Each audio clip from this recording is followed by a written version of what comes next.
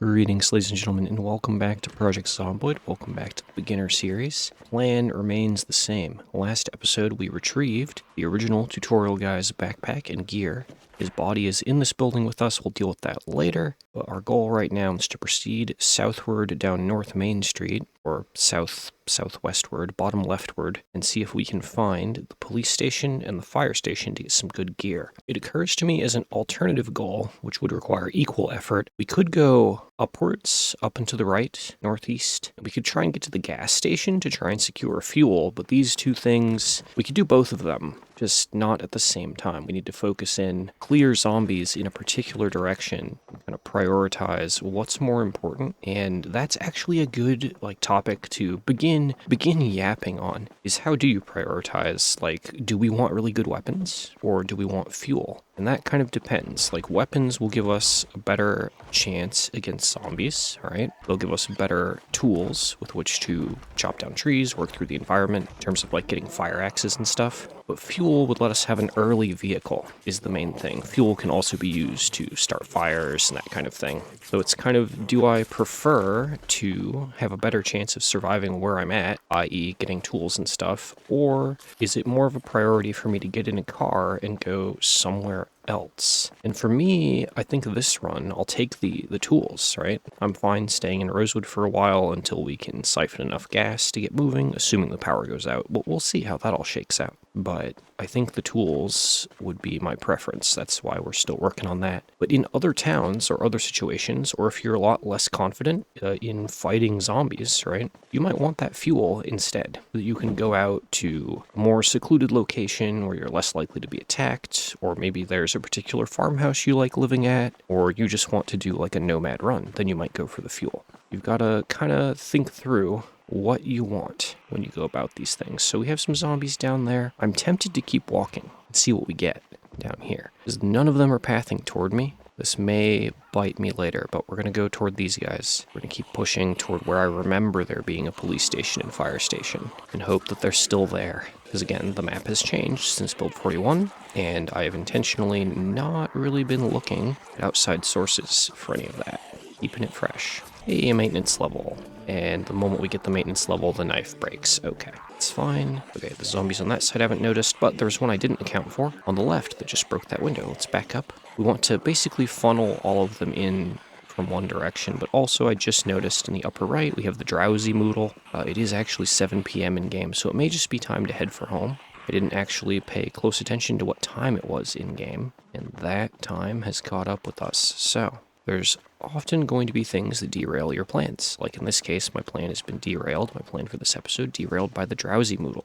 So we need to go deal with that, and then we can resume and reassess. And remember we were waiting for this door to be broken a few episodes ago? It's broken now. But again, I can't go in there, even though, I see the boards on the door. I'm wondering if that might be a sign that there's good loot in there, or some kind of story-ish event. But we can't go in. We're not fit to fight. We're too tired. Never fight when tired, if you can help it. Now I'm walking past all these houses and being like, where's my house? All right, so on the map screen, press the little C button down there to center on your character. Oh, I went down the wrong street. I walked past my house. We've gone the wrong way. There's also a zombie up way in the upper left, but we're going to just ignore him. It's like, this street doesn't look quite right. I normally would play in a custom sandbox mode with the mini-map in the bottom right enabled, which really does make the game easier. Highly recommend, if you'd like the game to be easier, play custom sandbox, push those settings around till they're in your favor, and if it starts being boring, then start a new game, change up your settings. But without the minimap, very much have to rely a bit more on what do I see on screen, and then of course it takes time to refer to this map.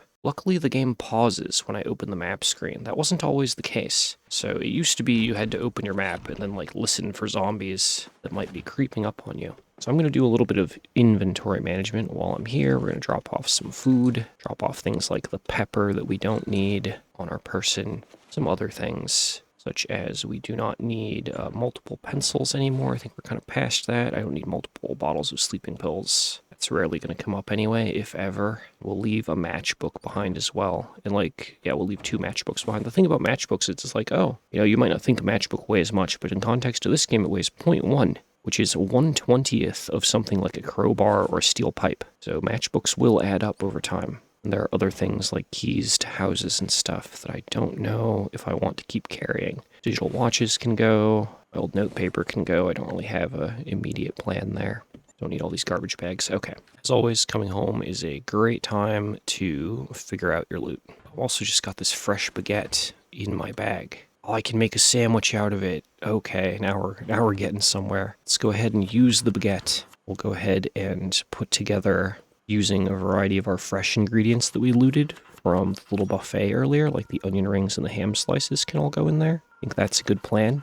I've added so many things to the sandwich that it has just stopped trying to tell me what's in it, and it's now just sandwich. Let's just stick that in the fridge. Stick all the other fresh food in the fridge, that's fine. There we go. And we have the broken fillet knife. I'm pretty sure broken items can be melted down later for like blacksmithing. I don't know. That's going to matter too much, that one particular knife. Okay, it's still daylight out, and I would like to get in some reading of one book or another. I've been carrying this foraging book around in the backpack ever since Tutorial Guy found it. So out of the 3 books I have, foraging, carpentry, and maintenance, I think maintenance is the priority because it's going to make all of our weapons and tools last longer. So I'm going to sit down and read maintenance for a bit, and I'll get back to you guys. I'll probably also sleep, and we'll just start, bam, right at the morning of the next day, or whenever a character wakes up.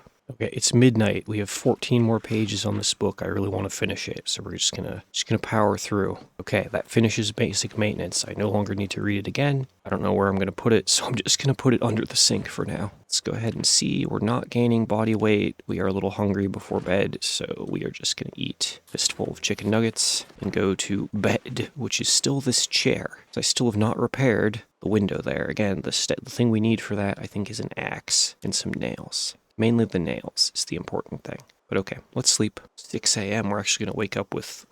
Oh man, we were really tired. We've slept for 10 and a half hours. Okay, Carol, you were that tired, huh? Well, let's carry on. Grab something to eat while we're out and about. Where's my sandwich that I made? I think that would be a good plan. Okay, stick that sandwich in your pocket, and let's go back down and see about some stuff. I want to check out that building where the door got caved in. I think that would be good.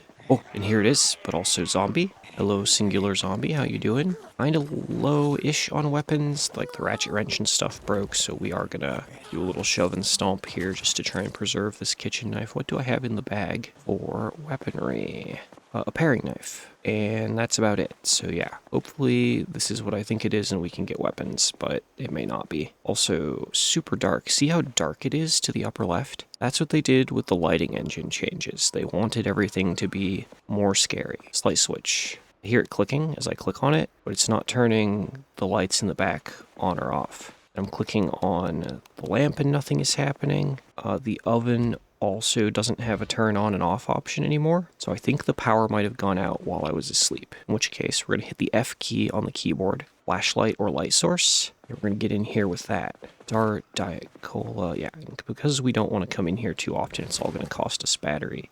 Okay, there's a mop. Mop is like a weapon. Turn that into a spear, rotten omelet in the footlocker. Seat, okay. So, I hear breathing. Okay, yeah, there he is. I was gonna say, I heard breathing in here. Oh, there's another one. Why can't I see the zombie that's beneath my feet? I know he's there. That was super weird. Push him down. I don't know if we're gonna get another one around the corner. Oh, he rotated to be a crawler. Okay, we're good. Okay, this is like, there was a sleeping bag in the back. They barricaded this in. They have nothing in here. Can I take this sleeping bag? So go over to the little drawer icon here on the left and go pick up high quality sleeping bag. That's huge. I've always wanted a sleeping bag in this game. I was so excited when they were announced they were going to be added. Right click on it and hit pack sleeping bag. That will roll it up so that it can go away. Nice, we now have a sleeping bag. Attach that to backpack bottom. Oh my god, it's finally happening. We'll get outside so I can show you guys this. Okay, let me turn the flashlight off and do a little dark run here.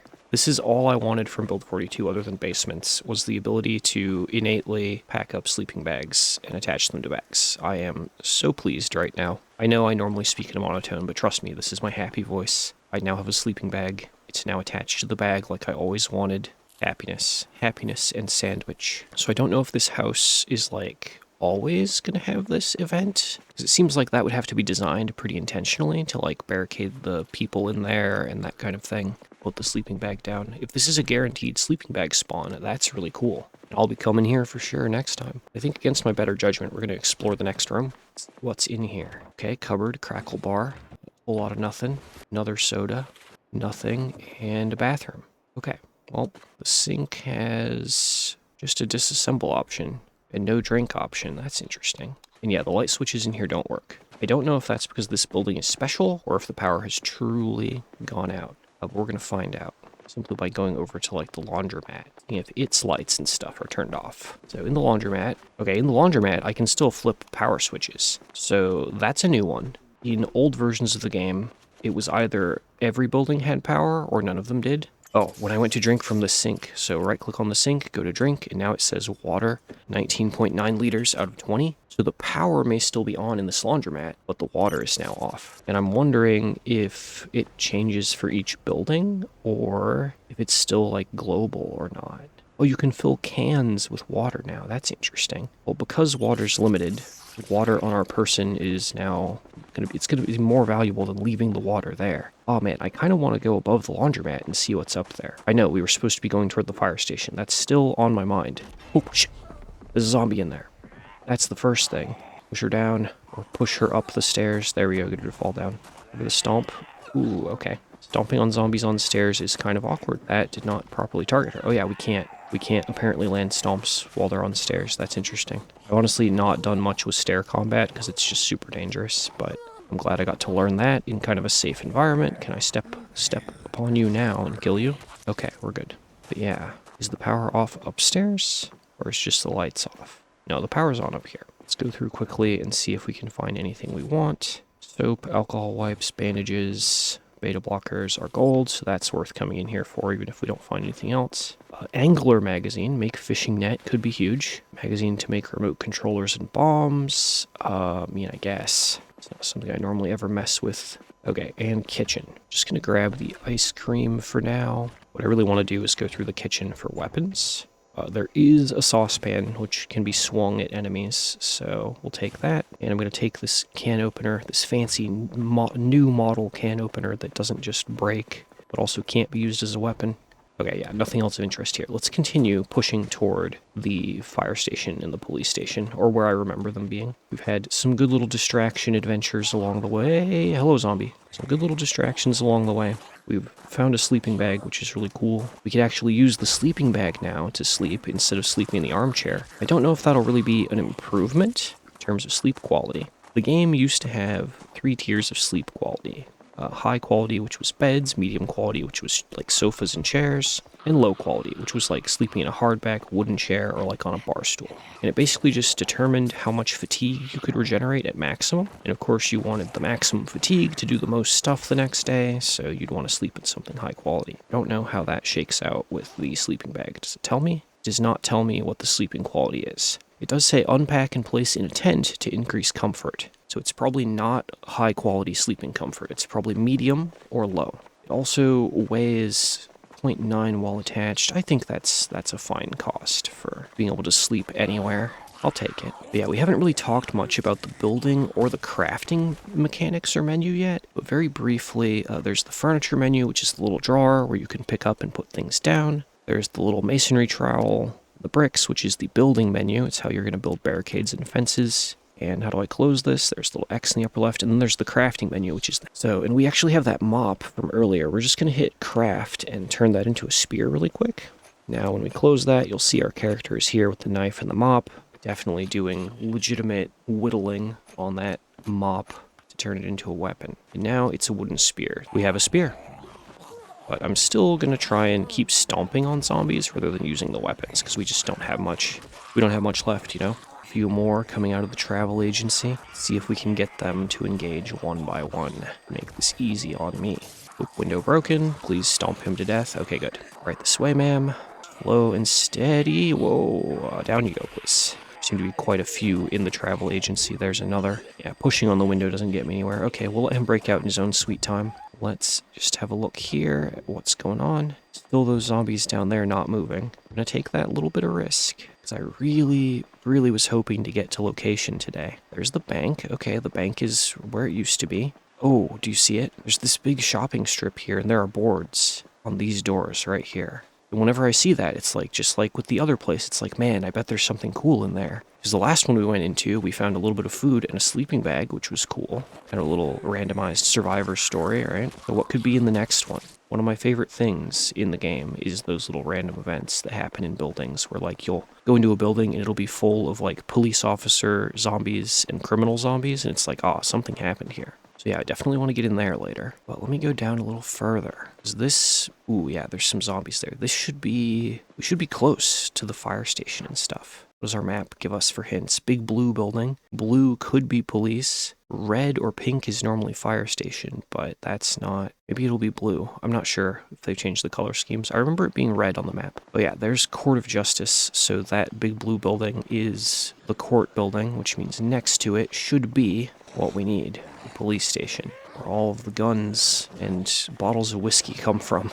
Get down, zombie. Thank you for your cooperation. Get smooshed. So we've kind of made it almost to where I wanted to be. It's been further than I thought to get here. Yeah, I don't think we can reasonably... Ooh, yeah, back it up, back it up. I don't think we can reasonably shove and fight these guys, so back up and use the spear. Spears sometimes have, like, the stab attack, which may lock you in place, like that. Be careful with those, and the spear broke. It's now a club, which is way easier for me to handle personally. These guys are down. So, satchels. Someone in the comments told me that we could wear a satchel with our backpack. I'm curious, can we? Are we wearing the satchel? I think that little green bit sticking out right behind the sleeping bag is the satchel. And in the inventory, confirmed, we are wearing the satchel and the backpack. That's cool. That's huge. It gives us more storage space. So my question is, equipped, the satchel weighs 1.2. Is that true? If I unequip it, does the weight listed change? Okay, so my weight went up by 1.2. So when we wear it, it mostly stops weighing anything, and then presumably the items we place into it will increase its weight. But we never talked about encumbrance reduction, so every bag should still have these stats. Let me look. Yes, every bag has encumbrance reduction still. So the big hiking bag has encumbrance reduction 80. So an item that is placed into it that weighs 1 unit of weight now weighs 80% less. It weighs 0.2 to calculate against your encumbrance. The satchel has encumbrance reduction only 65. So we want to prioritize putting things in the hiking bag first and use the satchel for overflow, because it will be more carry weight efficient. And of course, that's kind of true to life. The big backpack with the hip belt is going to be easier to put heavy things in than the satchel, which is just going to be like on your shoulder. I do like that the spear breaks down into like a long club and then a short little club like this. That's kind of nice. Mainly because short blunt is probably my favorite weapon type. So more things that turn into short blunt weapons are just good. Good for me. Okay, knock him down. Oop. That's the end. The end of the spear that became a club, that became a shorter club. It's now a broken stick, and away it goes. Return to kitchen knife. And we're also just going to eat this entire tub of ice cream as a reward. A reward for surviving. You've done good, Carol. Keep it up. Yeah, welcome to Rosewood on the side of that building. Okay, give him a shove. I'd really like to get some nightsticks and fire axes so we can have good weapons again. Oh, and there's the little red tower of the fire department. We're here, man. We made it. And on the left, I see the familiar coloring. Oh, and there's the word police. There's the police station. Okay. We just need to clear these out, which may not be doable in the context of this episode.